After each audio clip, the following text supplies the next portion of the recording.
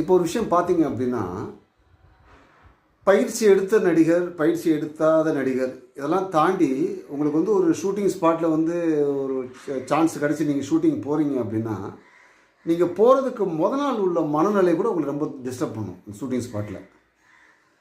Night தூக்கம் இருக்காது. வேற ஏதாவது பிரச்சனை இருக்கும். அந்த பிரச்சனையெல்லாம் ஓவர் கம் பண்ணி தான் நீங்க வந்து ஷூட்டிங் வந்து அங்க உள்ள காட்சிகள்ல, அங்க உள்ள ஆட்களோட எல்லாமே புதுசா இருப்பாங்க. ஒவ்வொரு ஷூட்டிங் ஸ்பாட்டும் உங்களுக்கு புது அனுபவமா தான் இருக்கும். புது புது காட்சிகள் இருக்கும். புது புது இயக்குனர்களை சந்திப்பீங்க. அப்படின்னும்போது கண்டிப்பாக ஒரு பதட்டமும், பயமும், குழப்பமும் இருக்கும்.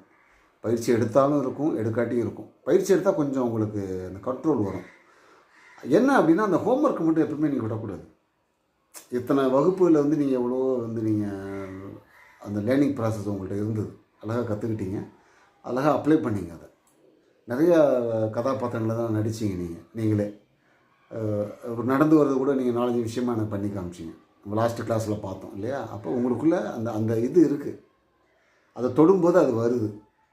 இப்போ இன்னும் நீங்கள் வந்து நடிக்க வாய்ப்பு கிடைச்சி நீங்கள் போகும்போது ஒவ்வொரு இயக்குனரும் உங்களை தொடும்போது பலவிதமான விஷயம் உங்களுக்குள்ளே வந்துக்கிட்டே இருக்கும். இது பேஸ் தான், இது ஆரம்பம் தான். இப்போ நான் தொட்டு விட்டோன்னே நீங்கள் எவ்வளோ விஷயங்கள் நீங்கள் பண்ணீங்க. கொஞ்சம் விரிவாக பார்த்தோம்.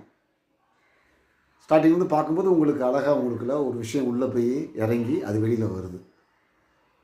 அது நடிப்புடைய அந்த ஒரு விஷயத்தை உங்களால் புரிஞ்சிக்க முடியுது. இதெல்லாம் பண்ணலாம், எது பண்ணக்கூடாது, இதை கொஞ்சம் பெட்டர்மெண்ட் பண்ணிக்கலாம் அப்படின்ற உங்களுக்குள்ளே ஒரு விஷயம் வந்து நீங்கள் தோணுதில்ல.